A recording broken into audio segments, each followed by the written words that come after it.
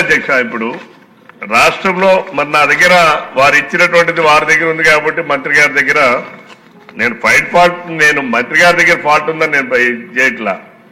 ఇక్కడ ఉన్న ప్రాక్టీస్ లో ప్రాబ్లం ఉంది. ఇక్కడ ఏంటంటే అధ్యక్ష ఈ రోజు మీరు ఇచ్చిన దాంట్లో సమాధానం నా దగ్గర పూర్తిగా లేదు కాబట్టి నేను కొన్ని అంశాలు ప్రస్తావిస్తా. నా ఆమదాలవలస నియోజకవర్గంలో బోర్జా అని ఒక పిఎస్సిఎస్ ఉంది అధ్యక్ష. అక్కడ ఒక సిఇఓ ఉన్నారు అధ్యక్ష.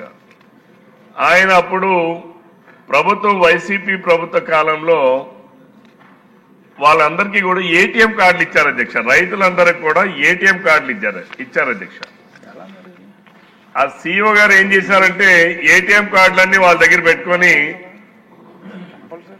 ఎవరిదైతే రైతులు తెలియకుండానే సంతకాలు పెట్టించి లోన్ ని డబల్ లోన్ చేయడం, లేకపోతే వాళ్ళకి వచ్చినటువంటి ఇంట్రెస్ట్ రిబేట్స్ ఏవైతే ఉంటాయో వాళ్ళ అకౌంట్ లో పడితే ఏటీఎం కార్డులు పెట్టి ఆయన డ్రా చేసుకుని ఆ తర్వాత ఆయన జరిపాడు అధ్యక్ష. ఈ రకంగా ఆ బూర్జ పిఎస్సిఎస్ లో సుమారు 12 కోట్ల రూపాయలు జరిగాయి అధ్యక్ష.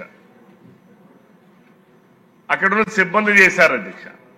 ఈరోజు రైతులకి నోటీసులు ఇస్తున్నారు అధ్యక్ష. నా దృష్టికి వచ్చిన తర్వాత నేను ఒకసారి వారు పిలిచి మాట్లాడితే రైతులకు నోటీసులు ఇస్తున్నారు అధ్యక్ష. నువ్వు 60,000ది నువ్వు 1,00,000 కట్టాలి, 2 లక్షలు కట్టాలి అని చెప్పి.